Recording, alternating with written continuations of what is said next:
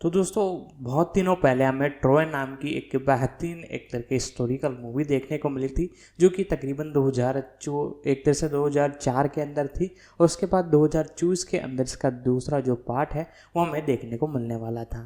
तो ये डिले हुआ, और अब कब तक ये हमें देखने को मिलेगा, ये सारी कुछ जानकारी इन्फॉर्मेशन जो भी अपडेट निकल कर आई है वो मैं आपको इस वीडियो में बताऊंगा। तो वीडियो को लाइक कर दें और इसके बारे में अब हम आगे जानना चालू करते हैं। Cast: Brad Pitt, Achilles, Greece के महानतम योद्धा और मायरमिडोंस के नेता, ब्रिसिस के प्रेमी। एरिक बाना, हेक्टर, ट्रॉय के युवराज, ट्रोजन सेनाओं के कमांडर और पेरिस के बड़े भाई। ऑरलैंडो ब्लूम, पेरिस, ट्रॉय के राजकुमार और हेक्टर के छोटे भाई। डायने क्रूगर, हेलेन, स्पार्टा की पूर्व रानी जो ट्रॉय की राजकुमारी बन गई। Brian Cox, Agamemnon, United Greek city states के राजा। सीन बीन, ओडिसियस, इथाका के राजा। ब्रेंडन ग्लीसन, मेनेलॉस, स्पार्टा के राजा और अगामेमन के छोटे भाई। रोज बर्न, ब्रिसिस, ट्रॉय की राजकुमारी, अपोलो और हेक्टर के ट्रोजन मंदिर की पुजारिन और पेरिस की चचेरी बहन। पीटर ओटूल, प्रियम, ट्रॉय के राजा और हेक्टर तथा पेरिस के पिता। गैरेट हेडलैंड, पेट्रोक्लस, अकिलिस के चचेरे भाई के रूप में। सैफ्रॉन बरोज, एंड्रोमैचे के रूप में, हेक्टर की पत्नी और ट्रॉय की क्राउन राजकुमारी। जूली क्रिस्टी, थेटिस, अकिलिस की माँ। जॉन श्रापनेल, नेस्टर, अगामेमन के सलाहकार। निगेल टेरी, आर्किप्टोलेमस, ट्रोजन महायाजक। जेम्स कॉस्मोग्लॉकस के रूप में, ट्रोजन सेनाओं का दूसरा कमांडर। जूलियन ग्लोवर, ट्रियोपास, थेस्ली के राजा के रूप में। विंसेंट रेगन, यूडोरस, मिर्मिडोंस के अकिलिस का दाहिना हाथ। ट्रेवर ईव वेलियोर के रूप में। टायलर माने अजाक्स के रूप में। बोग्रियस, ट्रायोपास चैंपियन के रूप में नाथन जोन्स।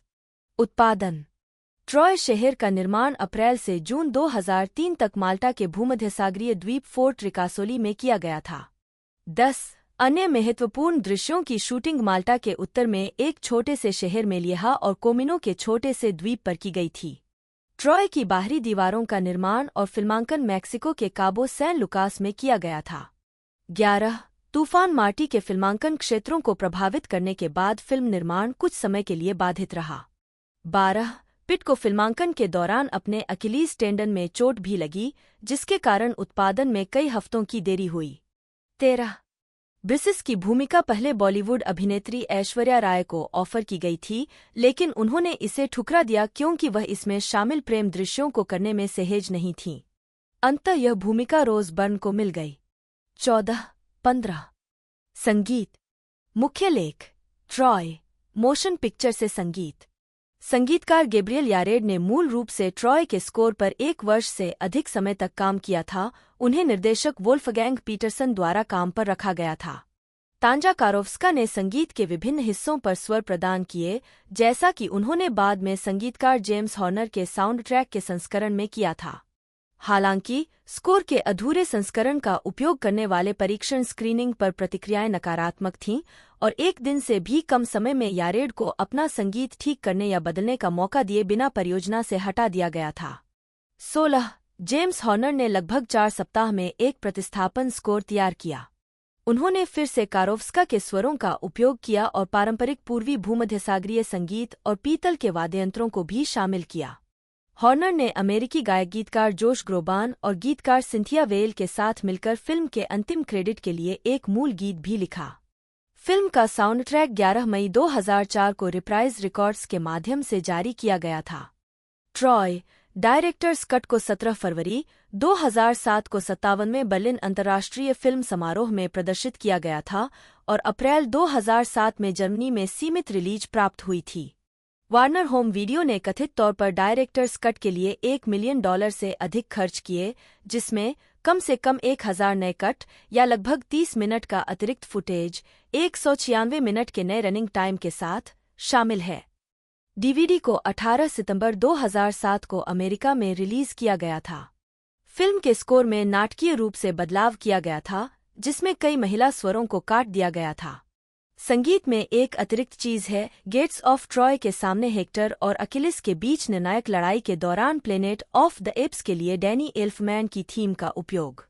जोश ग्रोबान के गाने को भी अंतिम क्रेडिट से हटा दिया गया था। विभिन्न दृश्यों को दोबारा काटा गया और बढ़ाया गया। उदाहरण के लिए हेलेन और पेरिस के बीच के प्रेम दृश्य को डायने क्रूगर की अधिक नग्नता को शामिल करने के लिए फिर से तैयार किया गया था। अकिलिस और ब्रिसिस के बीच के प्रेम दृश्य को भी बढ़ाया गया है। केवल एक दृश्य हटाया गया, वह दृश्य जहां हेलेन पेरिस के घाव पर मरहम लगाती है, उसे हटा दिया गया है।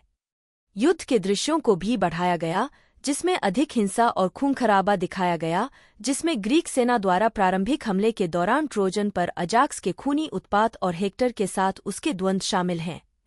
शायद सबसे महत्वपूर्ण ट्रॉय की लूट थी, जो कि नाटकीय कट में बमुश्किल मौजूद थी, लेकिन यहाँ अधिक पूरी तरह से दिखाई गई है, जिसमें ग्रीक सैनिकों को महिलाओं के साथ बलात्कार करते और बच्चों की हत्या करते दिखाया गया है। पात्रों को विकसित होने के लिए अधिक समय दिया गया। ट्रॉय में पुजारियों के बीच आंतरिक संघर्ष पर अधिक जोर दिया गया है, जो युद्ध के परिणाम को निर्धारित करने के लिए देवताओं से मिलने वाले संकेतों और संकेतों में विश्वास करते हैं, और सैन्य कमांडर, जो जीत हासिल करने के लिए व्यावहारिक युद्ध रणनीतियों में विश्वास करते हैं, मुख्य रूप से ट्रेवर ईव और जेम्स कॉस्मो के बीच। अंत में बुकएंड दृश्य जोड़े गए। शुरुआत में एक सैनिक का कुत्ता अपने मृत मालिक को ढूंढता है, और अंत में एक अनुक्रम शामिल है जहां कुछ जीवित ट्रोजन माउंट इडा पर भाग जाते हैं। इलियड और ट्रॉय के बीच अक्सर मतभेद होते हैं, सबसे खास तौर पर पेरिस, हेलेन, अगामेमन, अकिलीज और मेनेलॉस के अंतिम भाग्य से संबंधित। एक कमेंट्री सीक्वेंस में फिल्म के लेखक डेविड बेनियोफ ने कहा कि जब यह तय करने की बात आई कि इलियड का अनुसरण किया जाए या फिल्म के लिए सबसे अच्छा क्या होगा, तो उन्होंने हमेशा वही किया जो फिल्म के लिए सबसे अच्छा लगा। मुझे लगता है कि स्क्रिप्ट में शायद 2 या 3 पंक्तियां हैं जो होमर को उद्धृत करती हैं, बेनियोफ कहते हैं। इससे ज्यादा संभव नहीं होता। Home media. ट्रॉय को 4 जनवरी 2005 को डीवीडी और वीएचएस पर रिलीज किया गया था। 17 निर्देशक का कट 18 सितंबर 2007 को ब्लूरे, एचडी डीवीडी और डीवीडी पर रिलीज किया गया था। 18-19 निर्देशक का कट विश्व स्तर पर ब्लूरे पर उपलब्ध फिल्म का एकमात्र संस्करण है, हालांकि थिएट्रिकल कट का चेक ब्लूरे रिलीज है। स्वागत। Box office. ट्रॉय ने संयुक्त राज्य अमेरिका और कनाडा में $133.4 मिलियन और अन्य क्षेत्रों में $364 मिलियन की कमाई की, जिससे दुनिया भर में कुल $497.4 मिलियन की कमाई हुई, जिससे यह फिल्म 2004 की सबसे ज्यादा कमाई करने वाली फिल्मों में से एक बन गई, जिसमें the passion of the Christ, Spiderman 2 और श्रेक 2 शामिल हैं। जब फिल्म पूरी हो गई तो कुल उत्पादन लागत लगभग $185 मिलियन थी, जिससे ट्रॉय उस समय निर्मित सबसे महंगी फिल्मों में से एक बन गई। इसे 2004 के कान फिल्म फेस्टिवल में प्रतियोगिता से बाहर कर दिया गया था। 20 फिल्म ने अपने शुरुआती सप्ताहांत में $46.9 मिलियन कमाए, जो बॉक्स ऑफिस पर शीर्ष पर रही, फिर दूसरे सप्ताहांत में $23.9 मिलियन कमाए और दूसरे स्थान पर आ गई। आलोचनात्मक प्रतिक्रिया। रॉटन टोमाटोज पर ट्रॉय को 229 समीक्षाओं के आधार पर 53% की स्वीकृति रेटिंग मिली है, जिसकी औसत रेटिंग 6.0010 है। साइट के आलोचकों की आम सहमति पड़ती है, एक दमदार, मनोरंजक तमाशा, लेकिन भावनात्मक प्रतिध्वनि की कमी।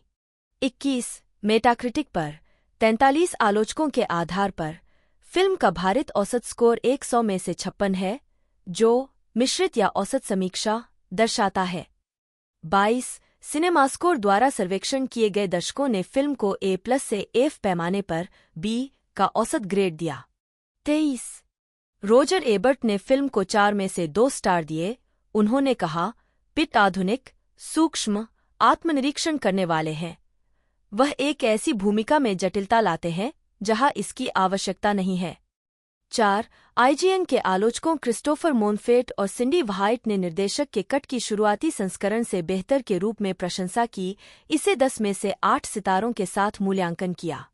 24 पीटर ओ'टूल, जिन्होंने प्रियम की भूमिका निभाई थी, ने सवाना फिल्म फेस्टिवल में एक उपस्थिति के दौरान फिल्म के बारे में नकारात्मक बात की। उन्होंने कहा कि वह स्क्रीनिंग के 15 मिनट बाद फिल्म से बाहर चले गए और निर्देशक की आलोचना की, उन्हें जोकर कहकर पटक दिया। 25 सालों बाद ब्रैड पिट ने फिल्म से निराशा व्यक्त करते हुए कहा, मुझे ट्रॉय करना पड़ा क्योंकि मैंने एक और फिल्म से हाथ खींच लिया और फिर स्टूडियो के लिए कुछ करना था, इसलिए मुझे ट्रॉय में डाल दिया गया। यह दर्दनाक नहीं था, लेकिन मुझे एहसास हुआ कि जिस तरह से उस फिल्म को बताया जा रहा था वह वैसा नहीं था जैसा मैं चाहता था। मैंने इसमें अपनी गलतियां की। ट्रॉय के बारे में क्या कहना चाह रहा हूँ? फ्रेम के बीच से बाहर नहीं निकल सका। यह मुझे पागल कर रहा था। डेविड फिंचर के साथ काम करके बिगड़ गया था। 26 कुछ लोगों ने पटकथा लेखक डेविड बेनियोफ की आलोचना की है, जो बाद में fantasy TV series game of thrones के रचनाकारों में से एक बन गए, ट्रोजन युद्ध के पूरे और लंबे कालक्रम को कवर करके बहुत अधिक सामग्री लेने के लिए, लेकिन उन्होंने दावा किया कि वे इस चुनौती से अवगत थे। क्रिएटिव स्क्रीनराइटिंग पत्रिका में अभिनेता डेविड गोल्डस्मिथ के एक लेख में उन्हें इस बारे में स्पष्ट रूप से संबोधित करते हुए उद्धृत किया गया है, स्क्रिप्ट ट्रोजन युद्ध को उसकी संपूर्णता में कवर करती है, जबकि इलियड इसका केवल एक अंश है। फ्लैश फॉरवर्ड 9 साल कहते हुए छोटे शीर्षक नहीं रखना चाहता था। यह स्रोत सामग्री के प्रति अधिक वफादार होता, लेकिन यह फिल्म के लिए प्रभावी नहीं होता। मैंने हमेशा उस मार्ग का अनुसरण किया जो मुझे लगा कि फिल्म के लिए बेहतर है। अगर इसका मतलब यह है कि मैं होमर को धोखा दे रहा हूं तो ऐसा ही हो। विलियम ब्रैडली पिट, जन्म 18 दिसंबर 1963, एक अमेरिकी अभिनेता और फिल्म निर्माता हैं। उन्हें 2 अकादमी पुरस्कार, 2 ब्रिटिश अकादमी फिल्म पुरस्कार, 2 गोल्डन ग्लोब पुरस्कार और 1 प्राइमटाइम एमी पुरस्कार सहित कई पुरस्कारों से सम्मानित किया गया है। सबसे प्रभावशाली हस्तियों में से एक, पिट 2006 से 2008 तक फोर्ब्स की वार्षिक सेलिब्रिटी 100 सूची और 2007 में टाइम 100 सूची में शामिल थे। पिट को पहली बार रिडले स्कॉट की road film Thelma and Louise 1991 में एक काउबॉय हिचहाइकर के रूप में पहचान मिली।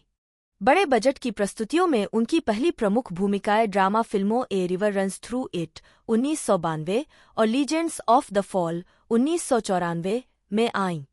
उन्होंने टॉम क्रूज के साथ horror film interview with the vampire 1994 में भी अभिनय किया। उन्होंने डेविड फिंचर की क्राइम थ्रिलर 7 1995 और साइंस फिक्शन फिल्म 12 मंकीज 1995 में समीक्षकों द्वारा प्रशंसित अभिनय किया। बाद वाली फिल्म ने उन्हें सर्वश्रेष्ठ सहायक अभिनेता के लिए गोल्डन ग्लोब पुरस्कार और अपना पहला अकादमी पुरस्कार नामांकन दिलाया। पिट को स्टीवन सोडरबर्ग की डकैती वाली फिल्म ओशियंस 11 2001 में अभिनय करके बड़ी व्यावसायिक सफलता मिली और इसके सीक्वल में भी उन्होंने अपनी भूमिका दोहराई। उन्होंने ऐतिहासिक महाकाव्य ट्रॉय 2004, रोमांटिक अपराध film mister and Mrs Smith 2005, horror film world war Z 2013 और एक्शन फिल्म बुलेट ट्रेन 2022 जैसी ब्लॉकबस्टर फिल्मों में अभिनय करके अपनी अग्रणी भूमिका को मजबूत किया। पिट ने समीक्षकों द्वारा प्रशंसित फिल्मों fight club 1999, Babel 2006, the assassination of Jesse James by the coward Robert Ford 2007, burn after reading 2008, inglourious basterds 2009, the tree of life 2011 और द बिग शॉट 2015 में भी अभिनय किया। पिट को the curious case of Benjamin button 2008 और money ball 2011 में उनके प्रदर्शन के लिए अकादमी पुरस्कार नामांकन प्राप्त हुआ और उन्होंने once upon a time in Hollywood 2019 में एक स्टंटमैन की भूमिका निभाने के लिए सर्वश्रेष्ठ सहायक अभिनेता का अकादमी पुरस्कार जीता। 2001 में पिट ने production company Plan B Entertainment की सहस्थापना की। 3. उन्होंने The Departed 2006, 12 years a slave 2013 और मूनलाइट 2016 का निर्माण किया, जिनमें से सभी ने सर्वश्रेष्ठ चित्र के लिए अकादमी पुरस्कार जीता, जबकि अन्य जैसे the tree of life 2011, money ball 2011, Selma 2014 और द बिग शॉट 2015 को पुरस्कार के लिए नामांकित किया गया था। पिट को 1995 और 2000 में पीपुल्स सेक्सिएस्ट मैन अलाइव नामित किया गया था। उनका निजी जीवन व्यापक प्रचार का विषय है। उनका अभिनेत्रियों जेनिफर एनिस्टन और एंजेलिना जोली से तलाक हो चुका है। जोली के साथ पिट के 6 बच्चे हैं, जिनमें से 3 को अंतर्राष्ट्रीय स्तर पर गोद लिया गया था। प्रारंभिक जीवन विलियम ब्रैडली पिट का जन्म 18 दिसंबर 1963 को शॉनी, ओक्लाहोमा में एक ट्रकिंग कंपनी के मालिक विलियम एल्विन पिट और स्कूल काउंसलर्स इन एटा, नी हिल हाउस के घर हुआ था। 4. परिवार जल्द ही स्प्रिंगफील्ड, मिसौरी चला गया, जहां वह अपने छोटे भाई बहनों डगलस पिट, बी 1966 और जूली, नी पिट, नील, बी 1969 के साथ रहता था। 5. एक रूढ़िवादी ईसाई घराने में जन्मे। 6. 7. उनका पालनपोषण दक्षिणी बैप्टिस्ट के रूप में हुआ और बाद में अज्ञेयवाद और नास्तिकता के बीच झूलते रहे। 8. बाद में उन्होंने आध्यात्मिकता में अपने विश्वास को समेट लिया। 9. पिट ने स्प्रिंगफील्ड को मार्क ट्वेन देश, जेसी जेम्स देश के रूप में वर्णित किया है। पिट ने किकापू हाई स्कूल में पढ़ाई की, जहां वे गोल्फ, तैराकी और टेनिस टीमों के सदस्य थे। 11. उन्होंने स्कूल के की और फोरेंसिक क्लबों में, स्कूल की वाद विवाद में और संगीत में भाग लिया। 12. हाई स्कूल से स्नातक होने के बाद पिट ने 1982 में मिसौरी विश्वविद्यालय में दाखिला लिया, विज्ञापन पर ध्यान देने के साथ पत्रकारिता में प्रमुखता हासिल की। 13. जैसे जैसे स्नातक की पढ़ाई करीब आती गई, पिट को घर बसाने का मन नहीं हुआ। उन्हें फिल्में बहुत पसंद थीं, मेरे लिए अलग अलग दुनियाओं का एक पोर्टल, और चूंकि मिसौरी में फिल्में नहीं बनती थीं, इसलिए उन्होंने वहां जाने का फैसला किया जहां वे बनती थीं। 14. 15. डिग्री के लिए कोर्सवर्क पूरा करने से 2 हफ्ते पहले पिट ने विश्वविद्यालय छोड़ दिया और लॉस एंजल्स चले गए। आजीविका यह भी देखें, ब्रैड पिट फिल्मोग्राफी और ब्रैड पिट द्वारा प्राप्त पुरस्कारों और नामांकनों की सूची। प्रारंभिक कार्य 1987 से 1993। लॉस एंजल्स में खुद को स्थापित करने के संघर्ष के दौरान पिट ने अभिनय कोच रॉय लंदन से सबक लिया। 12. 17.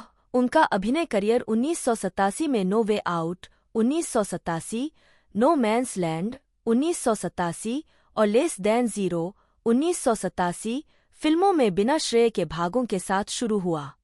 12. 18. मई 1987 में उन्होंने एनबीसी सोप ओपेरा अदरवर्ल्ड में 2 एपिसोड की भूमिका में अपना टेलीविजन डेब्यू किया।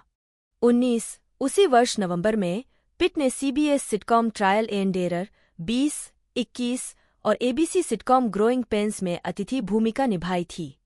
22. वह दिसंबर 1987 और फरवरी 1988 के बीच सीबीएस प्राइमटाइम श्रृंखला डलास के 4 एपिसोड में चार्ली वेड, शलेन मैकॉल द्वारा अभिनीत के प्रेमी रैंडी के रूप में दिखाई दिए। 24. उसी वर्ष यूगोस्लावियाई सनिर्माण the dark side of the sun 1988 उनकी पहली प्रमुख फिल्म भूमिका थी, जिसमें उन्होंने एक युवा अमेरिकी की भूमिका निभाई थी, जिसे उसके परिवार द्वारा त्वचा की स्थिति का इलाज खोजने के लिए एड्रियाटिक ले जाया गया था। क्रोएशियाई स्वतंत्रता संग्राम के फैलने पर फिल्म को रोक दिया गया था और 1997 तक रिलीज नहीं हुई थी। 12. पिट ने 1989 में 2 मोशन पिक्चर में प्रदर्शन किया। पहला कॉमेडी है हैप्पी टुगेदर में सहायक भूमिका में, दूसरा हॉरर फिल्म कटिंग क्लास में एक विशेष भूमिका। पिट की सिनेमाघरों तक पहुंचने वाली पहली फिल्म थी। 22. उन्होंने television series head of the class, Freddy's nightmares, 30 something और दूसरी बार ग्रोइंग पेन्स में अतिथि भूमिका निभाई। 25. पिट को 1990 की NBC television film too young to die में बिली कैंटन की भूमिका में लिया गया था, जो एक ड्रग एडिक्ट है जो एक युवा भगोड़े, जूलियट लुइस द्वारा अभिनीत, का फायदा उठाता है, एक दुर्व्यवहार करने वाले किशोर की कहानी जिसे हत्या के लिए मौत की सजा सुनाई जाती है।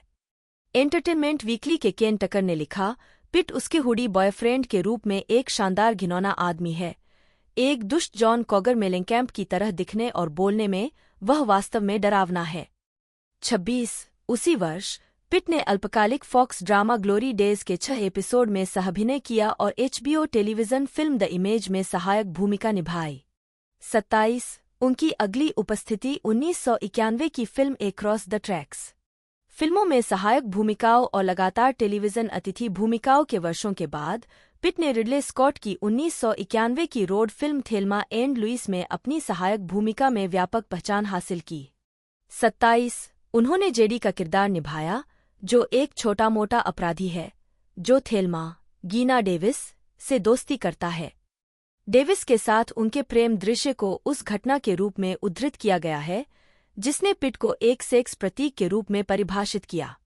22-30 थेल्मा एंड लुइस के बाद पिट ने 1991 की फिल्म जॉनी स्वेड में अभिनय किया, जो एक महत्वाकांक्षी रॉक स्टार के बारे में कम बजट की तस्वीर थी। 31 और 1992 की लाइव एक्शन एनिमेटेड फंतासी फिल्म कूल वर्ल्ड। 22 हालांकि दोनों में से कोई भी उनके करियर को आगे नहीं बढ़ा, खराब समीक्षा और बॉक्स ऑफिस प्रदर्शन के साथ। 32-33 पिट ने रॉबर्ट रेडफोर्ड द्वारा निर्देशित 1992 की जीवनी पर आधारित film a river runs through it में पॉल मैकलीन की भूमिका निभाई थी। 34 उनके चरित्र के चित्रण को पीपल की जेनेट मॉक ने करियर बनाने वाला प्रदर्शन बताया। 35 जिससे यह साबित होता है कि पिट एक काउबॉय है वाले हंक से कहीं अधिक हो सकते हैं। 36 उन्होंने फिल्म बनाते समय दबाव महसूस करने की बात स्वीकार की है। 5 और उन्हें लगा कि यह उनके सबसे कमजोर प्रदर्शनों में से एक था। यह बहुत अजीब है कि यह वही बन गया जिसके लिए मुझे सबसे अधिक ध्यान मिला। 5 पिट का मानना था कि ऐसे प्रतिभाशाली कलाकारों और क्रू के साथ काम करने से उन्हें फायदा हुआ। उन्होंने रेडफोर्ड के साथ काम करने की तुलना एक बेहतर खिलाड़ी के साथ टेनिस खेलने से की। उन्होंने अर्ली ग्रेसी की भूमिका निभाई, जो एक सीरियल किलर और लुइस के चरित्र का अपमानजनक पति है। इस प्रदर्शन को रोलिंग स्टोन के पीटर ट्रेवर्स ने उत्कृष्ट, सभी बचकाना आकर्षण और फिर एक ऐसी खर्राटे भरी आवाज के रूप में वर्णित किया जो शुद्ध खतरे को दर्शाती है। 37 पिट ने पंथ हिट ट्रू रोमांस में फ्लॉयर नामक एक स्टोनर के रूप में एक संक्षिप्त भूमिका के लिए भी ध्यान आकर्षित किया, जिसने एक्शन फिल्म में हास्यपूर्ण राहत प्रदान की। 38 उन्होंने कल के पुरुष स्टार के लिए शोवेस्ट अवार्ड जीतकर वर्ष का समापन किया। सफलता 1994 से 1998। 1997 में अर्जेंटीना में 7 ईयर्स इन तिब्बत के सेट पर लोसांग थोंडेन के साथ पिट। 1994 में पिट ने horror film interview with the vampire chronicles में vampire Louis de Pointe du Lac की भूमिका निभाई, जो एनी राइस के 1976 के इसी नाम के उपन्यास पर आधारित थी। 40 वह एक कलाकारों की टुकड़ी का हिस्सा थे जिसमें Tom cruise, Kirsten Dunst, Christian Slater और एंटोनियो बैंडेरस शामिल थे। 40 1995 के समारोह में 2 MTV मूवी अवार्ड जीतने के बावजूद 41 उनके प्रदर्शन को खराब तरीके से प्राप्त किया गया था। डलास ऑब्जर्वर के अनुसार ब्रैड पिट फिल्म में समस्या का एक बड़ा हिस्सा है। जब निर्देशक उनके अहंकारी, हंकिश, लोकप्रिय पक्ष को निभाते हैं तो उन्हें देखना एक खुशी है, लेकिन उनके बारे में ऐसा कुछ भी नहीं है जो आंतरिक पीड़ा या यहाँ तक कि आत्मजागरूकता का सुझाव देता हो, जो उन्हें एक उबाऊ लुइस बनाता है।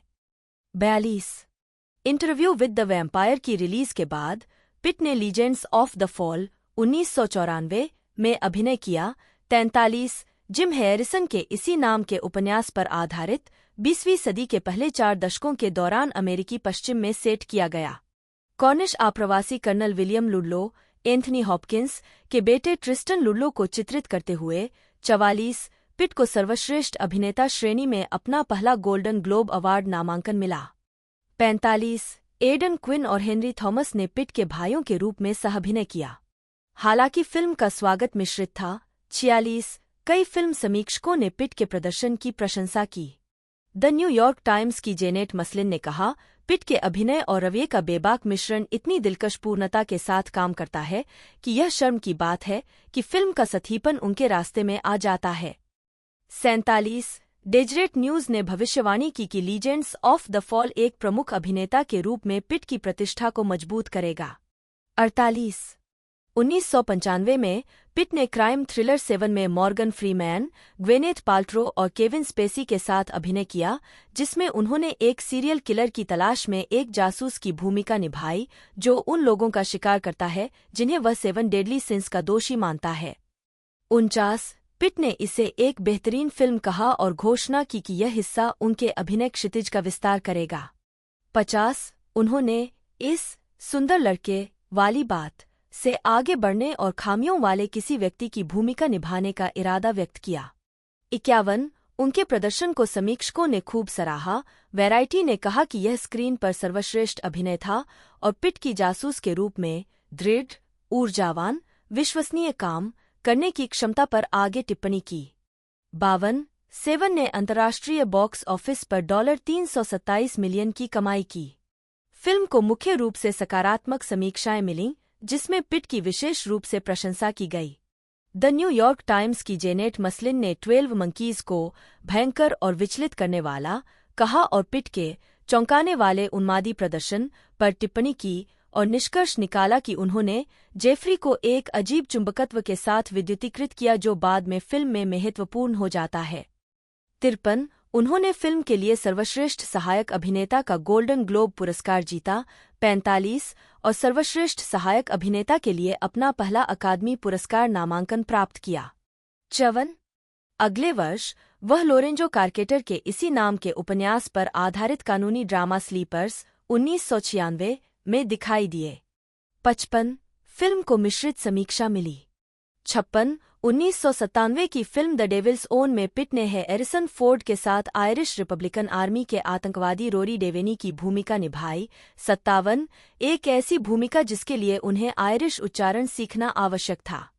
58 उनके उच्चारण पर आलोचनात्मक राय विभाजित थी। पिट नैतिक अस्पष्टता का सही लहजा ढूंढ लेता है, लेकिन कई बार उसका आयरिश ब्रोग बहुत अधिक आश्वस्त करने वाला होता है। यह समझना मुश्किल है कि वह क्या कह रहा है। सैन फ्रांसिस्को क्रॉनिकल ने लिखा।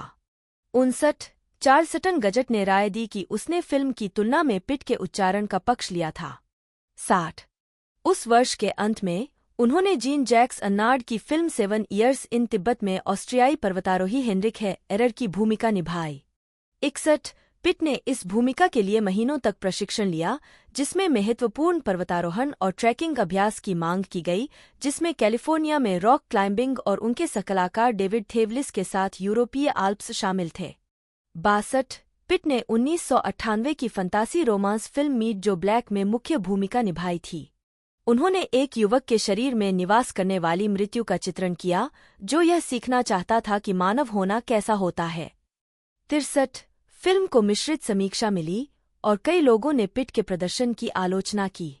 सैन फ्रांसिस्को क्रॉनिकल के मिक लासेल के अनुसार पिट दर्शकों को यह विश्वास दिलाने में असमर्थ थे कि वह मृत्यु और अनंत काल के सभी रहस्यों को जानते हैं।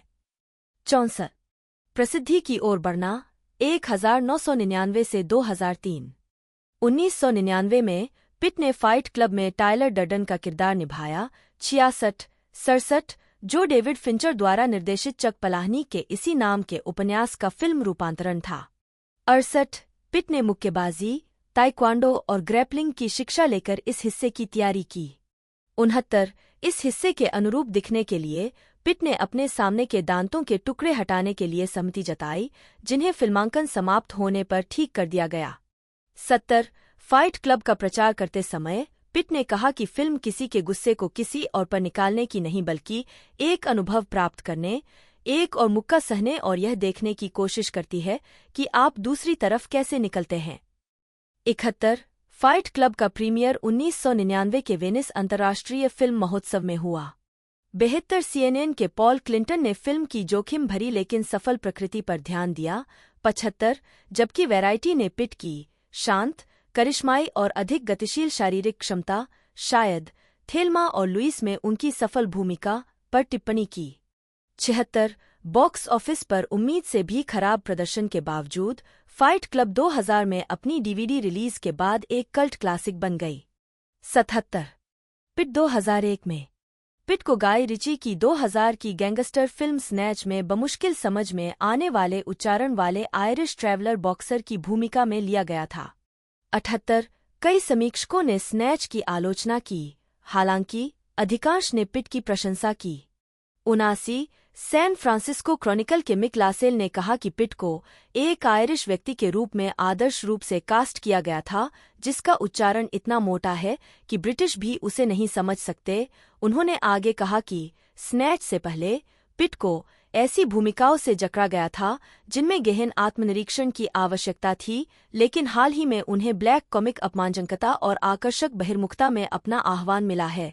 80 जबकि द विलेज वॉयस की एमी टॉबिन ने दावा किया कि पिट को एक मजाक वाली भूमिका से अधिकतम कॉमिक लाभ मिलता है।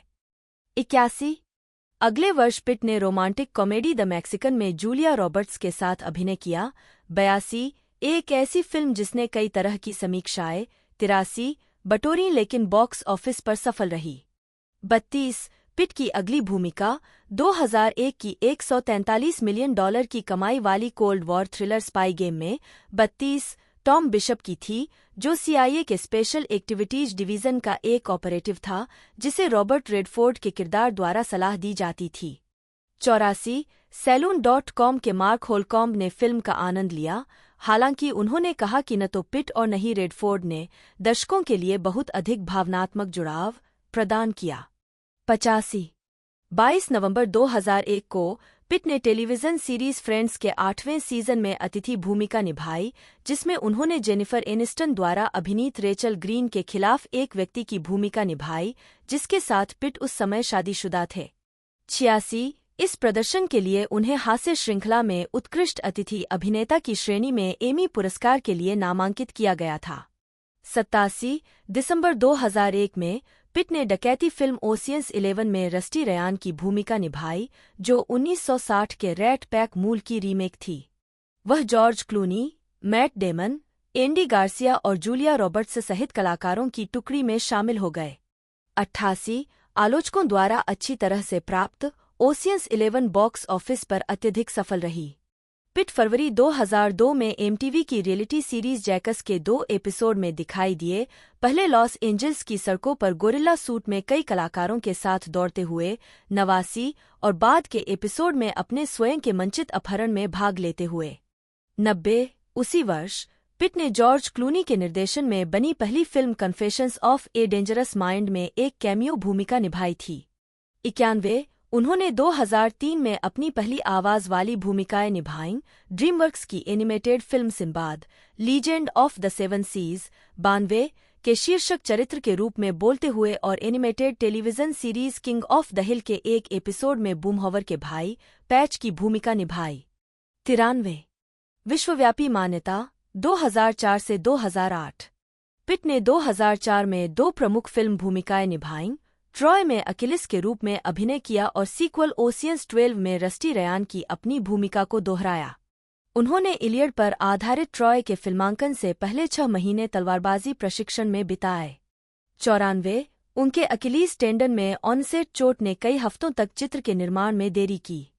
95 द वाशिंगटन पोस्ट के स्टीफन हंटर ने कहा कि पिट ने इस तरह की मांग वाली भूमिका में उत्कृष्ट प्रदर्शन किया।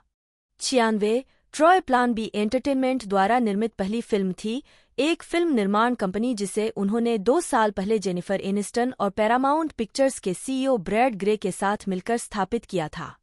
97 ओशियंस 12 ने दुनिया भर में $362 मिलियन कमाए। 32 98 2005 में पिट ने डग लिमन निर्देशित action comedy mister and Mrs Smith में जॉन स्मिथ की भूमिका निभाई, जिसमें एक ऊब चुके विवाहित जोड़े को पता चलता है कि वे एक दूसरे को मारने के लिए भेजे गए हत्यारे हैं।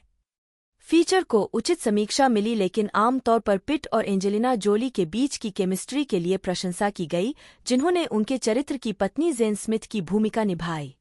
स्टार ट्रिब्यून ने उल्लेख किया कि जबकि कहानी बेतरतीब लगती है, फिल्म मिलनसार आकर्षण, सरपट दौड़ने वाली ऊर्जा और सितारों की थर्मोन्यूक्लियर स्क्रीन केमिस्ट्री पर चलती है। 99 मिस्टर एंड मिसेस स्मिथ ने दुनिया भर में $478 मिलियन कमाए, जिससे यह 2005 की सबसे बड़ी हिट फिल्मों में से एक बन गई। अपनी अगली फिल्म के लिए पिट ने एलेजांद्रो गोंजालेज इनारिटू की बहुकथात्मक ड्रामा बैबेल 2006 में केट ब्लैंचेट के साथ अभिनय किया। 101 पिट के प्रदर्शन को समीक्षकों ने खूब सराहा और सिएटल पोस्ट इंटेलिजेंसर ने कहा कि वह विश्वसनीय थे और उन्होंने फिल्म को दृश्यता दी। 102 बाद में पिट ने कहा कि वह इस भूमिका को निभाना अपने करियर के सर्वश्रेष्ठ फैसलों में से एक मानते हैं। 103 फिल्म को 2006 के कान फिल्म महोत्सव 104 में एक विशेष प्रस्तुति में दिखाया गया था और बाद में 2006 के टोरंटो अंतर्राष्ट्रीय फिल्म महोत्सव में प्रदर्शित किया गया था। 105 बैबेल को 7 अकादमी और गोल्डन ग्लोब पुरस्कार नामांकन मिले, जिसमें सर्वश्रेष्ठ ड्रामा गोल्डन ग्लोब जीता और पिट को सर्वश्रेष्ठ सहायक अभिनेता गोल्डन ग्लोब के लिए नामांकन मिला। हालांकि केवल ग्राहम किंग को ही ऑस्कर जीतने के योग्य माना गया। 106 तीसरी तस्वीर में रस्टी रयान के रूप में अपनी भूमिका को दोहराते हुए पिट ने 2007 की ओशंस 13 में अभिनय किया। 107 पहली दो फिल्मों की तुलना में कम आकर्षक होने पर इस सीक्वल ने अंतर्राष्ट्रीय बॉक्स ऑफिस पर $311 मिलियन कमाए। 32 पिट की अगली फिल्म भूमिका 2007 के western drama the assassination of Jesse James by the coward Robert Ford में अमेरिकी डाकू जेसी जेम्स के रूप में थी, जो रॉन है एनसेन के 1983 के इसी नाम के उपन्यास से रूपांतरित थी। 108 एंड्रयू डोमिनिक द्वारा निर्देशित और पिट की कंपनी प्लान बी एंटरटेनमेंट द्वारा निर्मित फिल्म का प्रीमियर 2007 के वेनिस फिल्म फेस्टिवल में हुआ था। 109 जिसमें पिट ने एक डरावनी और करिश्माई भूमिका निभाई थी। 111 उन्होंने अंततः एक साल बाद 2008 के समारोह में पुरस्कार प्राप्त किया। 112 जनवरी 2019 तक यह उनकी अपनी पसंदीदा फिल्मों में से एक थी। 113 पिट की अगली उपस्थिति 2008 की black comedy burn after reading में थी, जो कोएन बंधुओं के साथ उनका पहला सहयोग था। फिल्म को आलोचकों से सकारात्मक प्रतिक्रिया मिली। द गार्जियन ने इसे एक कसकर घाव वाली, चालाकी से साजिश की गई जासूसी कॉमेडी कहा। 114 और नोट किया कि पिट का प्रदर्शन सबसे मजेदार में से एक था। 114 बाद में उन्हें डेविड फिंचर की 2008 की film the curious case of Benjamin button में मुख्य भूमिका के लिए बेंजामिन बटन के रूप में लिया गया, जो एफ स्कॉट फिट्जगेराल्ड की 1921 की लघु कहानी का एक शिथिल रूप से रूपांतरित संस्करण था। कहानी एक ऐसे व्यक्ति का अनुसरण करती है जो 80 साल का पैदा होता है और उल्टी उम्र में बढ़ता है। 115 पिट के संवेदनशील प्रदर्शन के साथ बेंजामिन बटन को कालातीत उत्कृष्ट कृति बनाता है, द बाल्टीमोर सन के माइकल स्रागो के अनुसार।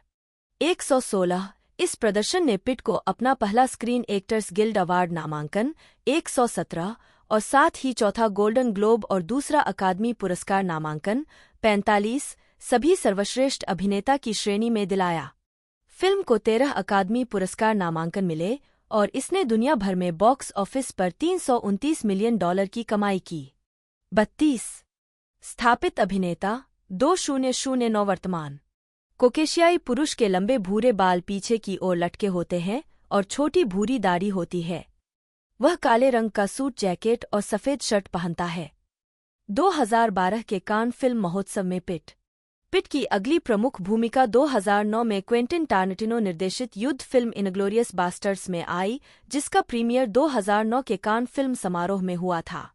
118 पिट ने जमनकब्जे वाले फ्रांस में नाजियों से लड़ने वाले एक अमेरिकी प्रतिरोध सेनानी लेफ्टिनेंट एल्डो रायन की भूमिका निभाई थी। 119 यह फिल्म बॉक्स ऑफिस पर हिट रही, जिसने दुनिया भर में $311 मिलियन की कमाई की। 32 और आमतौर पर अनुकूल समीक्षा प्राप्त की। 120 फिल्म को कई पुरस्कार और नामांकन मिले, जिसमें 8 अकादमी पुरस्कार नामांकन और 7 MTV मूवी पुरस्कार नामांकन शामिल हैं, जिसमें पिट के लिए सर्वश्रेष्ठ पुरुष प्रदर्शन भी शामिल है। 121 उन्होंने अगली बार 2010 की एनिमेटेड फीचर मेगामाइंड में सुपरहीरो किरदार मेट्रो मैन को आवाज दी। 124 एक ऐसे प्रदर्शन में जिसने मजबूत प्रशंसा प्राप्त की, उन्होंने नाटक मनीबॉल में ओकलैंड एथलेटिक्स के महाप्रबंधक बिली बीन को चित्रित किया, जो माइकल लुइस द्वारा लिखित इसी नाम की 2003 की पुस्तक पर आधारित है। 125 मनीबॉल को पिट के लिए सर्वश्रेष्ठ चित्र और सर्वश्रेष्ठ अभिनेता सहित 6 अकादमी पुरस्कार नामांकन प्राप्त हुए। 126 उनकी अगली भूमिका जॉर्ज वी हिगिंस के उपन्यास कोगन्स ट्रेड पर आधारित एंड्रयू डोमिनिक की 2012 की किलिंग देम सॉफ्टली में मॉब हिटमैन जैकी कोगन की थी। 127 2013 में पिट ने वर्ल्ड वॉर Z में अभिनय किया, जो एक ज़ोंबी सर्वनाश के बारे में एक थ्रिलर था जो मैक्स ब्रूक्स के इसी नाम के उपन्यास पर आधारित था। पिट ने फिल्म का निर्माण भी किया। 128 वर्ल्ड वॉर ज़ेड ने दुनिया भर में बॉक्स ऑफिस पर $540 मिलियन की कमाई की। 32 जो पिट की सबसे ज्यादा कमाई करने वाली तस्वीर बन गई। 129 इसके बाद 2013 में उन्होंने सोलोमन नॉर्थअप की आत्मकथा पर आधारित ऐतिहासिक ड्रामा 12 ईयर्स ए स्लेव का निर्माण किया और उसमें एक छोटी भूमिका निभाई। 130 फिल्म को आलोचकों की प्रशंसा मिली। 132 2013 में ही पिट ने रिडले स्कॉट की द काउंसलर में सहायक भूमिका निभाई थी। 133 प्लान बी एंटरटेनमेंट ने 2013 से 2014 के शेड्यूल पर अपनी पहली टेलीविजन सीरीज उतारी। एबीसी स्टूडियो के साथ उनके संयुक्त उद्यम के रूप में साइंस फिक्शन फैंटेसी ड्रामा रिसर्जेक्शन को एबीसी द्वारा चुना गया था। 134 2017 में वॉर मशीन के जापान प्रीमियर पर पिट ने डेविड आयर द्वारा निर्देशित और लिखित द्वितीय विश्व युद्ध की फिल्म फ्यूरी में अभिनय किया और शिया लाबेओफ, लोगन लर्मन, जॉन बर्नथल, माइकल पेना और जेसन इसाक द्वारा सहकलाकार रहे। 135 136 137 यह फिल्म 17 अक्टूबर 2014 को रिलीज हुई थी। 135 अपने रन के अंत तक फ्यूरी एक व्यावसायिक और आलोचनात्मक सफलता साबित हुई। इसने दुनिया भर में $211 मिलियन से अधिक की कमाई की। 32 और आलोचकों से अत्यधिक सकारात्मक समीक्षा प्राप्त की। 138 2015 में पिट ने अपनी पत्नी जोली के साथ उनके तीसरे निर्देशन प्रयास बाय द सी में अभिनय किया, जो उनकी पटकथा पर आधारित एक संकटग्रस्त विवाह के बारे में एक रोमांटिक ड्रामा था। पिट की अगली भूमिका जीवनी comedy drama the big short के साथ आई, जिसका उन्होंने निर्माण भी किया और क्रिश्चियन बेल, स्टीव कैरेल और रयान गोसलिंग के साथ सहअभिनय भी किया। फिल्म व्यावसायिक और आलोचनात्मक रूप से सफल रही। इसने दुनिया भर में $102 मिलियन से अधिक की कमाई की। 139 और आलोचकों से सकारात्मक समीक्षा प्राप्त की। 140 141 फिल्म को सर्वश्रेष्ठ चित्र सहित 5 अकादमी पुरस्कारों के लिए नामांकित किया गया था, जिससे पिट को निर्माता के रूप में अपना तीसरा अकादमी पुरस्कार नामांकन प्राप्त हुआ। 2016 में पिट ने रॉबर्ट जेमेकिस की रोमांटिक थ्रिलर एलाइड में अभिनय किया, जिसमें वह एक हत्यारे की भूमिका निभाते हैं, जिसे द्वितीय विश्व युद्ध में एक जर्मन अधिकारी को मारने के मिशन के दौरान एक फ्रांसीसी जासूस मैरियन कोटिलार्ड द्वारा अभिनीत से प्यार हो जाता है। 142 143 145 पिट ने 2017 के दौरान देर रात के talk show the gym Jefferies show में एक मौसम विज्ञानी के रूप में एक आवर्ती भूमिका निभाई। 2016 में वर्ल्ड वॉर ज़ेड के 2017 सीक्वल की घोषणा की गई थी। 147 इससे पहले कि फिल्म में थोड़ी देरी हुई, फिर डेविड फिंचर द्वारा निर्देशित होने की पुष्टि की गई और फिर अंततः बजट के मुद्दों के कारण इसे बंद कर दिया गया। 148 149 पिट ने क्वेंटिन टारंटिनो की 2019 की film once upon a time in Hollywood में लियोनार्डो डिकैप्रियो के साथ स्टंट डबल क्लिफ बूथ के रूप में अभिनय किया। द डिपार्टेड के बाद डिकैप्रियो के साथ फिर से जुड़ गए, जिसे पिट ने निर्मित किया और डिकैप्रियो ने अभिनय किया।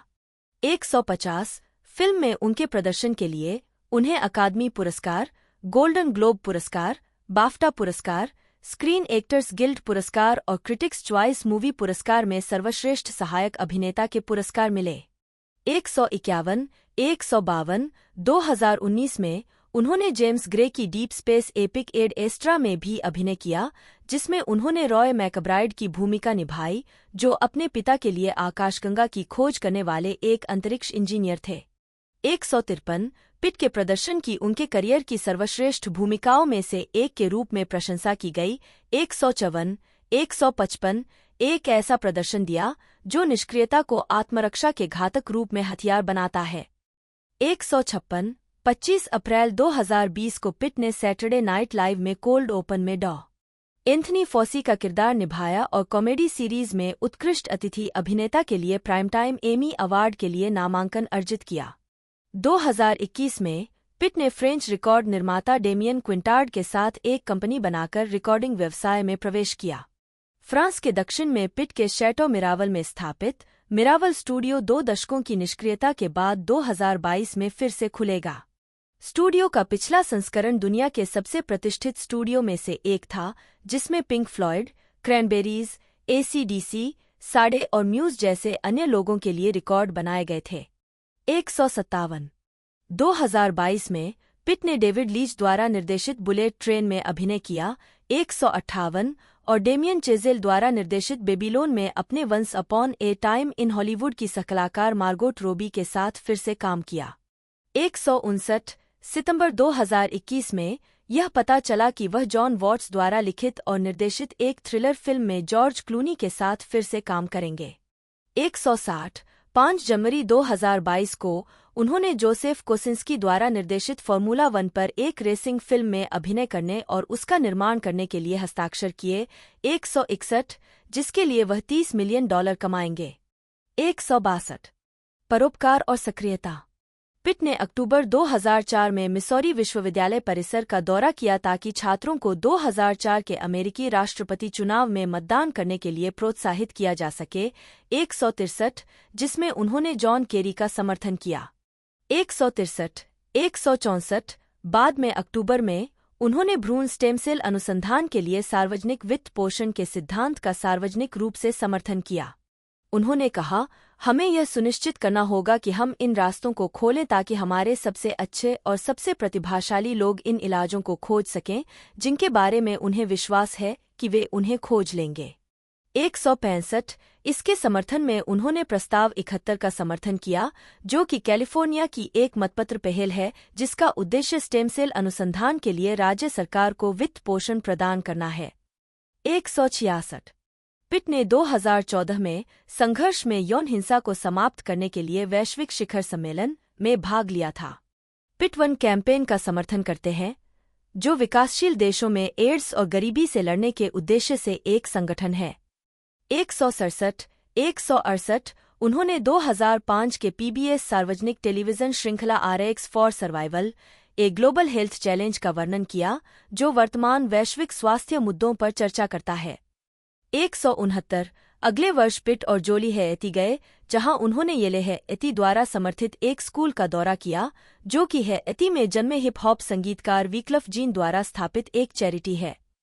170 मई 2007 में पिट और जोली ने चाड और सूडान में 3 संगठनों को $1 मिलियन का दान दिया, जो डारफुर क्षेत्र में संकट से प्रभावित लोगों के लिए समर्पित थे। 171 Clooney, Damon, Don Cheadle, David Pressman और जेरी वेनट्रॉब के साथ Pitt not on our watch के संस्थापकों में से एक। पिट की वास्तुकला में निरंतर रुचि है। 173 यहाँ तक कि उन्होंने प्रसिद्ध वास्तुकार फ्रैंक गेहरी के लॉस एंजल्स कार्यालयों में कंप्यूटर एडेड डिजाइन का अध्ययन करने के लिए फिल्म से समय निकाला। 174 उन्होंने E2 डिजाइन का वर्णन किया, जो एक PBS टेलीविजन श्रृंखला है जो टिकाऊ वास्तुकला और डिजाइन के माध्यम से पर्यावरण के अनुकूल संरचनाओं के निर्माण के लिए दुनिया भर के प्रयासों पर केंद्रित है। 175 2000 में उन्होंने आर्किटेक्ट थॉमस सेहेंज और रांडेल मेकिन्सन के साथ ब्लैकर हाउस पर एक वास्तुकला पुस्तक का सहलेखन किया। 176 2006 में उन्होंने मेक इट राइट फाउंडेशन की स्थापना की, न्यू ऑरलियंस में आवास पेशेवरों को संगठित करने और तूफान कैटरीना के कारण हुई तबाही के बाद न्यू ऑरलियंस के 9वें वार्ड में 150 टिकाऊ, किफ़ायती नए घरों का निर्माण करने के लिए संगठित किया। 177 178 ब्रेंडन ग्लीसन, जन्म 29 मार्च 1955, एक आयरिश अभिनेता और निर्देशक हैं। उन्हें कई पुरस्कार मिले हैं, जिनमें prime time Emmy award, 2 British independent film award और 3 IFTA अवार्ड शामिल हैं। साथ ही 1 अकादमी अवार्ड, 3 बाफ्टा अवार्ड और 5 गोल्डन ग्लोब अवार्ड के लिए नामांकन भी शामिल हैं। 2020 में उन्हें आयरलैंड के महानतम फिल्म अभिनेताओं की द आयरिश टाइम्स सूची में 18वें स्थान पर रखा गया था। वह अभिनेता डोमनॉल ग्लीसन और ब्रायन ग्लीसन के पिता हैं।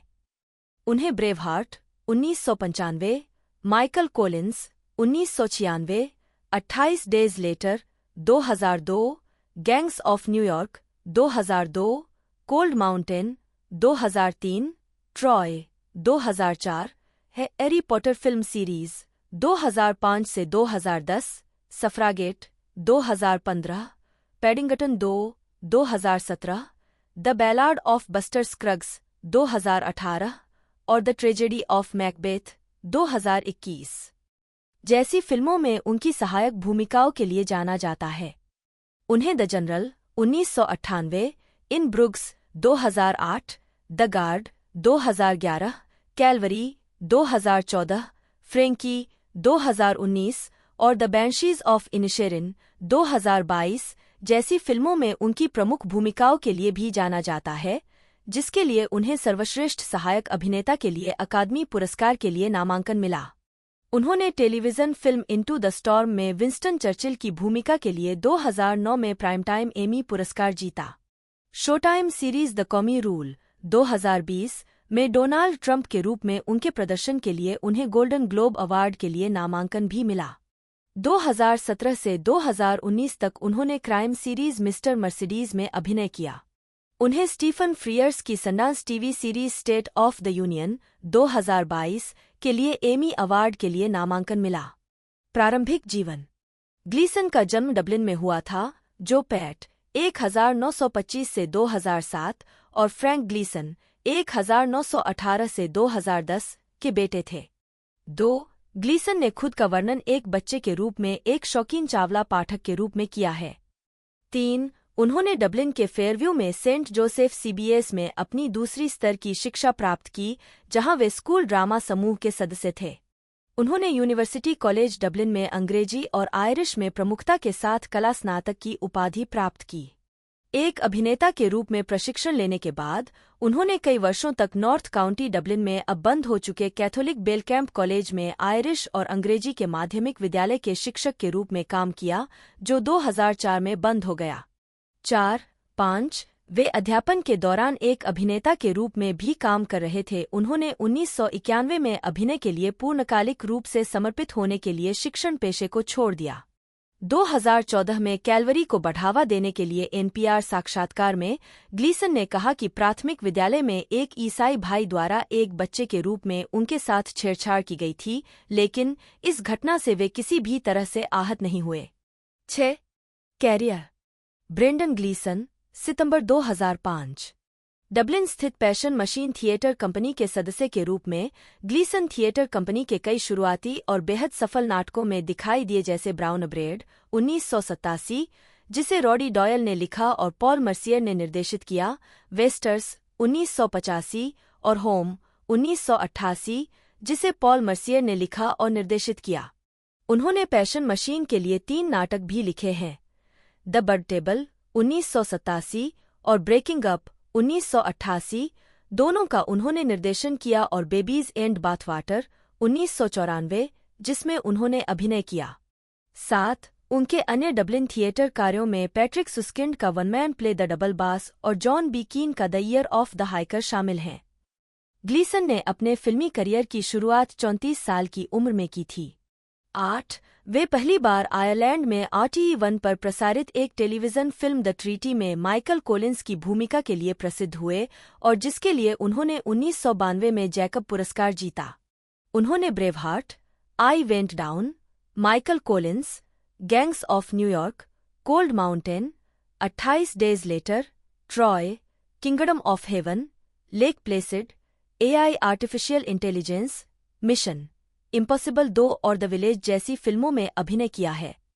उन्होंने जॉन बोरमन की 1998 की फिल्म द जनरल में आयरिश गैंगस्टर मार्टिन काहिल की भूमिका के लिए आलोचकों की प्रशंसा हासिल की। 2003 में ग्लीसन चैनल 4 की एनिमेटेड श्रृंखला वाइल्ड स्टोरीज के एक एपिसोड में ह्यूग द मिलर की आवाज थे।